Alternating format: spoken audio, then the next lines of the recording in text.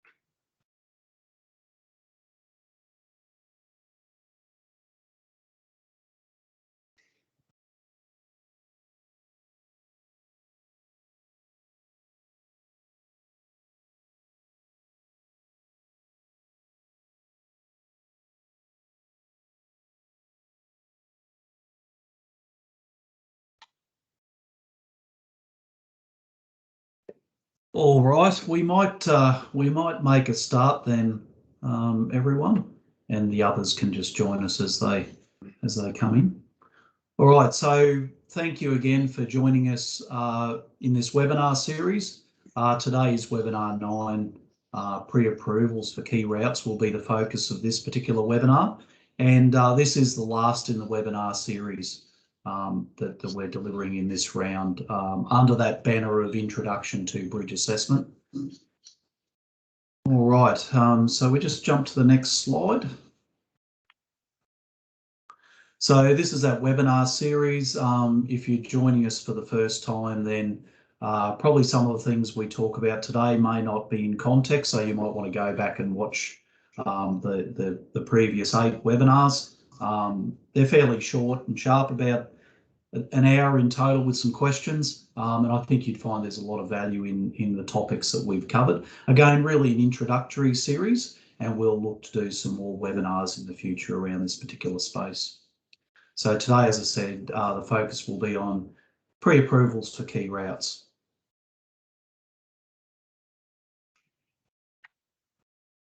Okay, so presenters today, once again, Todd Wellard, the Project Manager for the Strategic Local Government Asset Assessment Project. And joining me today is Ben Anderson, the Demand Management Specialist. So Ben will be taking most of today's session talking about the pre-approvals. So I'll let Ben introduce himself in a couple of slides' time, but I'm sure you can all see his happy smiling face there on the screen. Thanks for joining us, Ben. Thanks for having me. All right, so as per our previous webinars, quick intro, and as I say, the main part of today's session will be around pre-approvals, and then at the end we'll go to a bit of a Q&A, questions and hopefully some answers for you. So just a reminder about the format. If you've got any questions as we go through, if you wouldn't mind just dropping them into the chat, and then we'll deal with those at the end of the session. If you haven't already, please mute your microphone so that we don't get any of that nasty feedback. As I said, all of these sessions are being recorded so that you can watch them at a later date, but they will be emailed with the slides as well, so you've got a complete pack there. And as I said, you know, we've designed this introductory series to sort of build the content as we go. So please go back and watch them in order, and you'll see particularly there's quite a focus early on around the concepts to do with bridge assessment, understanding some of those with Dr. Neil Lake. And then we've moved into trying to join that I suppose, make that connection between assessments and access decision making, and rounding it out nicely is this piece regarding pre-approvals. So really important that you watch it in that order so that you can get a full understanding of those linkages and the different concepts that we cover. And on the next slide, a final plug for the project, which we've talked about in the other webinars. We've developed a road manager toolkit. So as we've undertaken the SLGAAP project, there's a lot of things that we've been working on and developing, including an assessment framework, obviously delivering these webinars. All of those things they're important resources that go into a toolkit. And all of those resources are held within our project space, which you can see on the right side of the screen. If you haven't already signed up, you can see the link there on the screen. We can drop that in the chat again for you, but important to register on that site so that you can jump in and see everything that's happening about the project, but also access these road manager resources. So a really important one there. All right, so we might jump into the main part of the session now. So I'll hand over to Ben Anderson to talk about pre-approvals for key routes. Over to you, Ben. Thanks, Todd. So my name is Ben Anderson and I'm within the Network Access Policy team. And my role is essentially to manage and maintain the pre-approvals and gazettal requests that are received for the NHVR. So today we'll talk a little bit on pre-approvals and what they are, and the guiding principles on how access is determined, some of the tools and systems we have, and the methods for determining key routes. And finally, we'll touch on how to actually complete and submit a pre-approval form. So first off, there's guidelines for granting access. So as part of the HVNL, there's supporting ministerially approved guidelines for granting access, which contains a high-level overview of the guiding principles on how road managers should be assessing permit applications and access for vehicles in general. And it's a requirement that both road managers and the NHVR comply and have regard to these guidelines whenever making access decisions. So the guidelines are actually available on the NHVR website under the LGA's resources section of the website. So within the guidelines, there's some key guiding principles around access decisions. So just running through those on the screen, you'll see that the first one there is looking to issue notices rather than permits. So the hierarchy of access of consents really should be notices as the key priority, and if that can't be done, then seek to approve period permits for longer periods, and if that's not suitable, then look at single trip permits as the final result.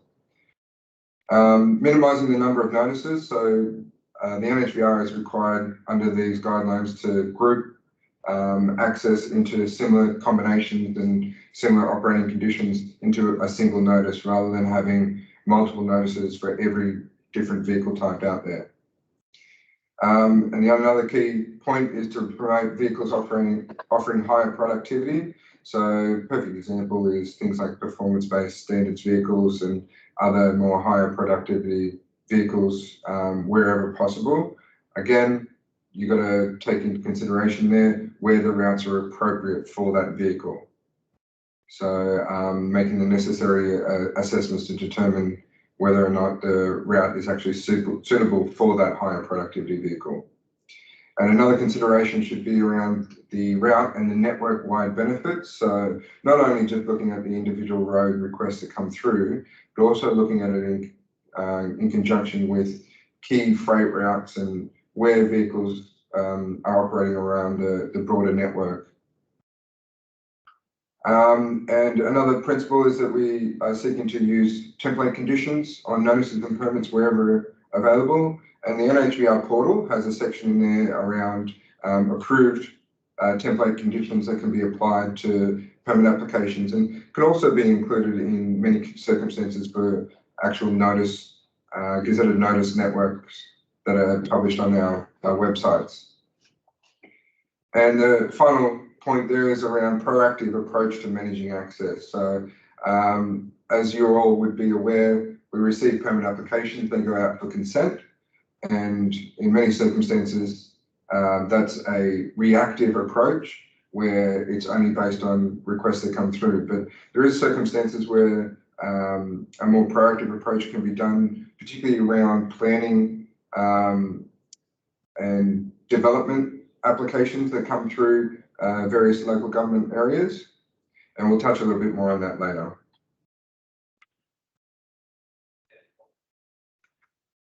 So next slide. So what is a pre-approval?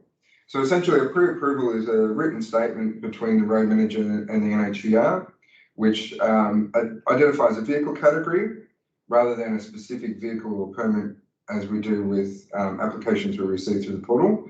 So it has a category of vehicle, and it seeks to impose a category of vehicle and conditions that are to apply to that vehicle that the NHVR can then go and approve any permit applications that fit within that framework without the need for individual assessments and approvals for each permit application received.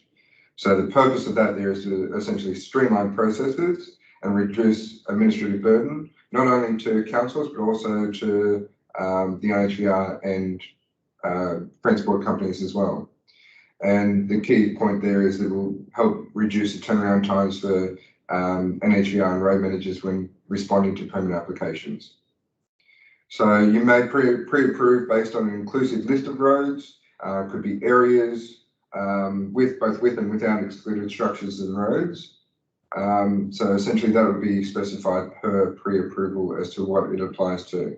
And they're subject to regular review, and you can withdraw or amend them at any time. And we have flexible durations, not only for the length of the pre-approval and how long it is to be imposed for. Sometimes it can be even a perpetual pre-approval without an end date. But we also have flexibility around the duration of the permits that are issued under each of those pre-approvals. So you can specify that it may be 12 months, or it could be up to 3-year length permits that you're approving as part of that pre-approval.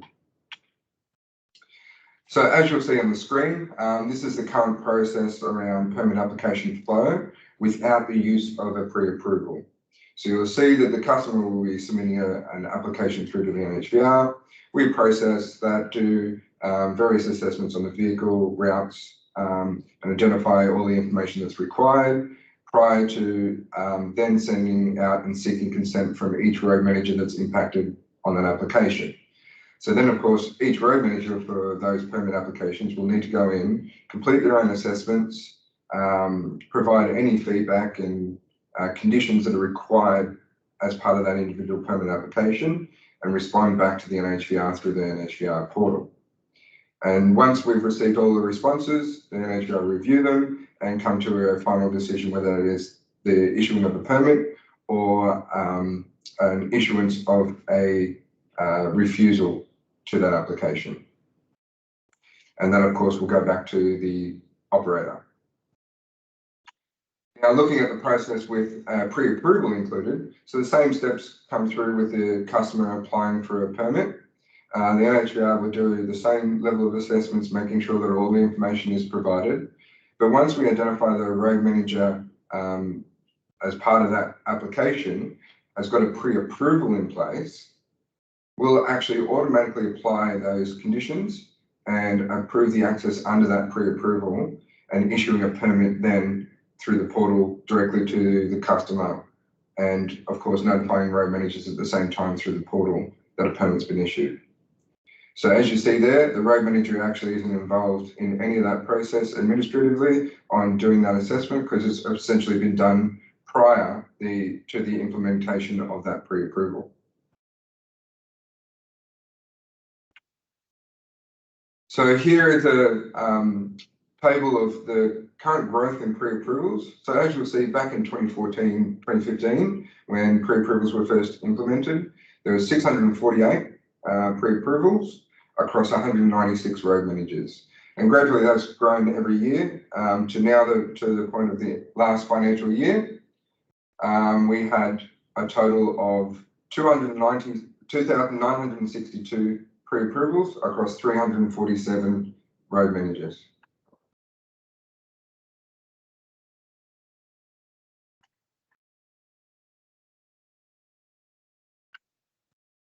So pre-approved routes. So routes that should be proactively considered for pre-approval. Things like roads that are within industrial areas, or some access routes that are connecting to approved state roads, particularly things that are linking to construction sites, ports, mining and other heavy industry sites, major infrastructure locations such as power stations or wind farms, things like that. There is another example of where we should be looking to have pre-approved routes. Heavy haulage crane and other construction equipment depots, because of course they need to get from their depots out onto the state and other approved networks to actually get onto the locations that they need to. Suppliers and manufacturers of large equipment, things like manufacturers for wind farms and the components that go out there, other components around transformers and things like that there for power stations. And of course, then you're looking at the more general freight locations, things like feedlots, abattoirs, silos and railheads.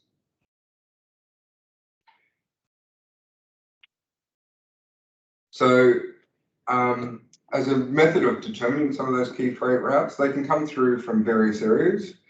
First, this area is around the customer. So a request may come direct to a local government from an industry or potentially industry associations.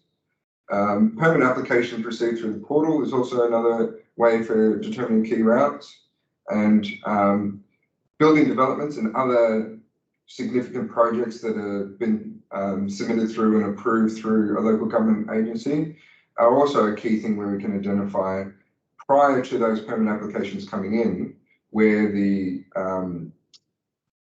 heavy vehicles are requiring to be accessing. Another form where key routes can be determined is through the NHVR. So request for permit consent, so through the portal, we can provide detailed reporting and analysis on those permit trends, and may reach out to local governments specifically whenever we identify key freight routes that essentially would be worthwhile being approved, whether they're pre-approved or gazetted. And final, road managers can do proactive assessments themselves and determine key routes based on route assessments that they undertake. Key government grants and state classification of roads is also a valuable way of identifying what are the key freight routes. And the SLGAAP program itself, through the asset assessments undertaken as part of that project, can also determine where key freight routes can be approved. And the next slide, I'll go into the analysis of permit consents through the portal.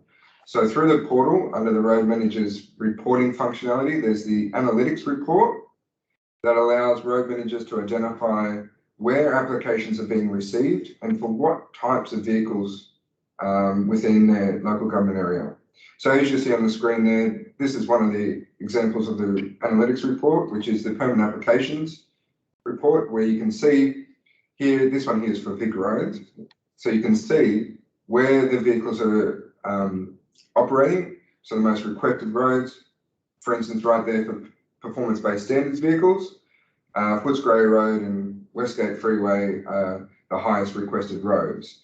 So it might be well and truly worthwhile for a local government authority to review what types of permits are coming through, and there you could be able to see exactly what the benefits are for a pre-approval being implemented on a given road. And this report can be filtered down specifically to everything from individual roads to individual application types, so for specific vehicles, and even specifying specific customers.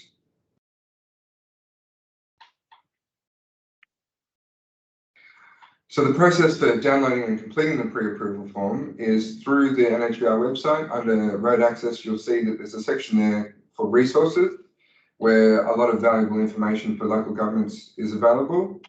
Under there, you'll see that we scroll down to a section there called the reference tools, and you'll see that there's a pre-approval pack there. It's a compressed zip file that you can download, open up, and it has various information around pre-approvals, what they are, and of course the pre-approval application form.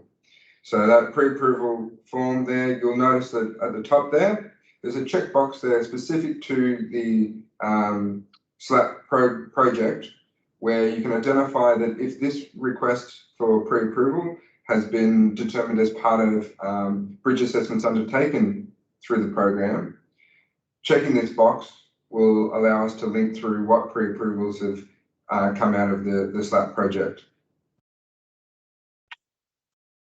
So just to recap on some of the main points, so road managers really should be looking at the approved guidelines for granting access when making determinations for access. And we actually have a separate section within the NHVR website where the approved guidelines sit, and we actually have a e-learning module that runs through in a little more simpler detail of what is included in those guidelines. So key point is that pre-approvals are a valuable tool to help reduce the burden for local governments, and also streamlines the process for permit applications being received through the NHVR, which in turn helps support the local industry in getting on the road sooner. So key point there is to determine what routes are required based on usage and permit volumes, and any other sources of information such as where applications for development and other key sites are identified within a local government. And final point there is to remember to tick the SLAAP checkbox whenever completing the pre-approvals form for anything that's undertaken under bridge assessments for this project.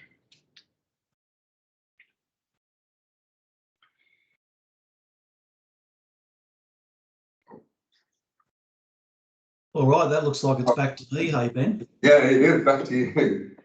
Excellent, that's great. Thanks for covering that off. And I suppose just to emphasise the point, you know, that connection through to the SLAAP project. You know, we've already had cases with some councils that we've worked with where the missing piece of information that was preventing pre-approvals being put in place was understanding the capacity of the assets on that particular route. So we've been able to work through it and then put a number of routes onto the pre-approvals, which is a great outcome. And obviously it's another one of those pieces in the puzzle where, you know, road managers have got a lot to think about in terms of granting access. And it's all about getting to a level of confidence. And if we can help inform that through better understanding our assets and their capacity, then perhaps we can reconsider those opportunities for pre-approvals where that's appropriate.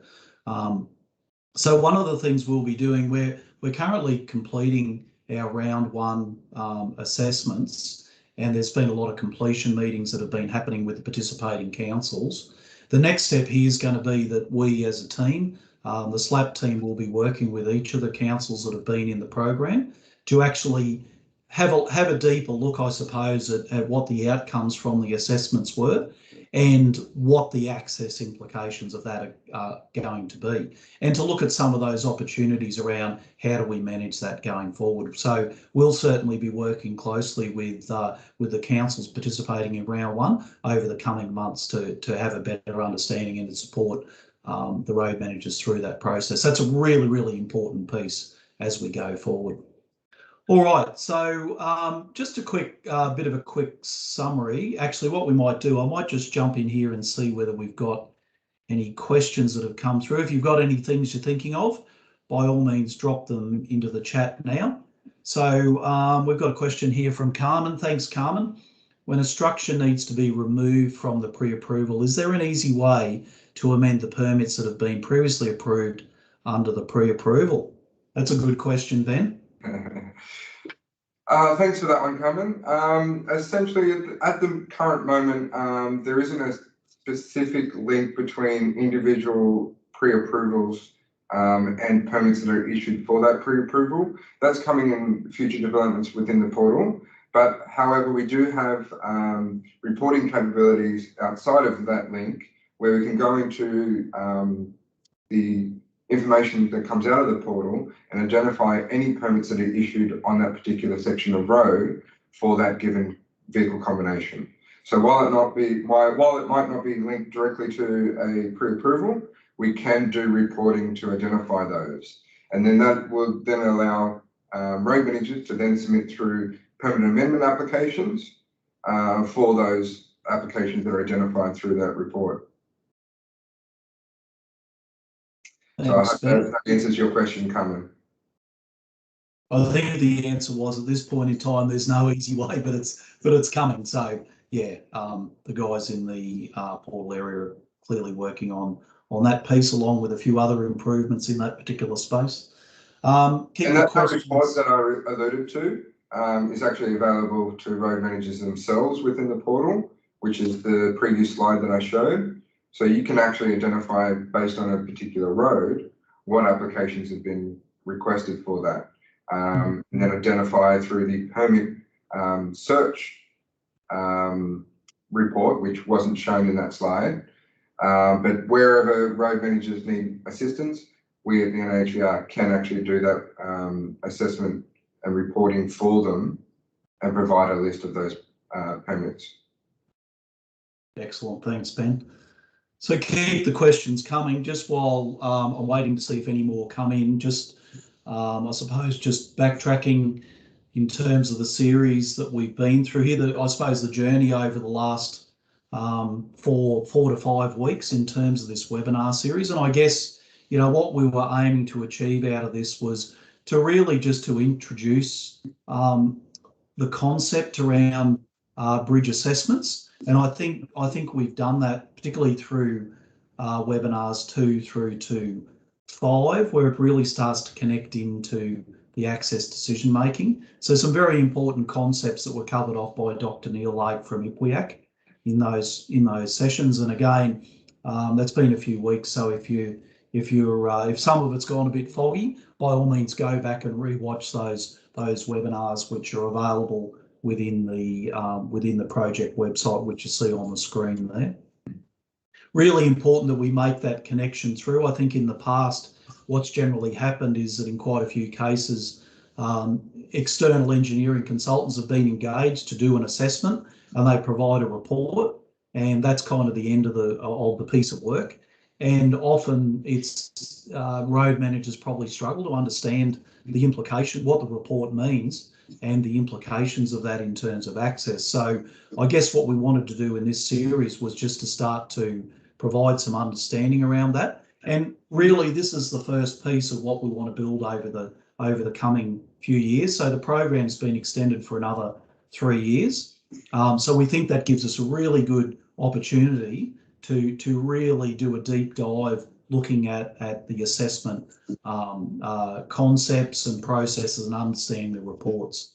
So that's really important, but we had to start here. It is an introduction, but we'll continue to build on that. So just watch this space. We'll keep you updated in terms of what further opportunities there are for training and learning. We're currently working through that at the moment. So you should see something in the coming months that will help. But by all means, in the meantime, if you've got any questions, by all means, reach out to us and we'll help you wherever we can there. All right. Don't think we've got any more questions. So Linda's just reminded you about where all the resources are there in terms of the engagement hub. So if you haven't already, jump on and register and jump in there and have a look. I suppose the other key point too, which Ben had on his slide there, was the analytics report in the portal. If you haven't had an opportunity, and I know time is precious to us all, but if you haven't had an opportunity to look at those reports, go in and spend a bit of time over the next few weeks looking at them. You know, previously we didn't have a lot of reporting capability in the portal and people were asking for it. We've spent a lot of time and energy here at the NHVR to develop those tools, and they're really, really informative. There's a lot of information And as Ben said, you can slice and dice that information a whole heap of ways. So, you know, I really encourage you to jump in and have a look at that information, because I think it'll really help inform you in terms of your role as road managers. So, and just on that, sorry, Ben. And just on that, we've actually got our stakeholder engagement team, and also myself are on offer for any local governments who either don't know how to actually get onto those reports or how best to use those reports. Just get in contact with us. Following this meeting, I'll send out my contact information. By all means, reach out, and we're more than happy here to help run you through those reports and how they can actually assist you in your decision making. Yeah, excellent. Thanks, Ben. All right, well, we don't have any more questions, which is good, so we might wrap it up there for today. Thank you for attending and for attending the series. Hopefully it's been beneficial to you. We will be sending out a brief survey to you just to get a sense of what you thought of the series and where we might be able to improve it, or, you know, what direction we should take in the future. So please look out for that survey. Sometimes these things could end up in your junk mail, so by all means check in there as well. But we'll certainly look forward to seeing that feedback from you so that we can craft these tools and resources to better suit your needs. So thanks very much for your attendance. I'd like to thank Ben today for covering off pre-approvals. So thanks, Ben, that was really informative, and thanks for your offer of helping the road managers beyond this series as well. Yeah. And I suppose just in wrapping up, thanks to everyone who was involved in pulling this series together and contributing. So we've had Dr. Neil Lake from IPWIAC, who provided a lot of the information around the bridge assessment side of things. I think you'll be seeing more of Neil in the coming period around this particular space. Also like to thank the guys from NHVR Solutions taking us through the portal functionality. And also in the background, thanks to Linda McDonald for setting up these sessions. So I really appreciate everyone's efforts on that. So thank you again, and look forward to talking to you in the future. Reach out if you need any help. We're here to help you. So thanks again, guys. Have a great day. Bye for now.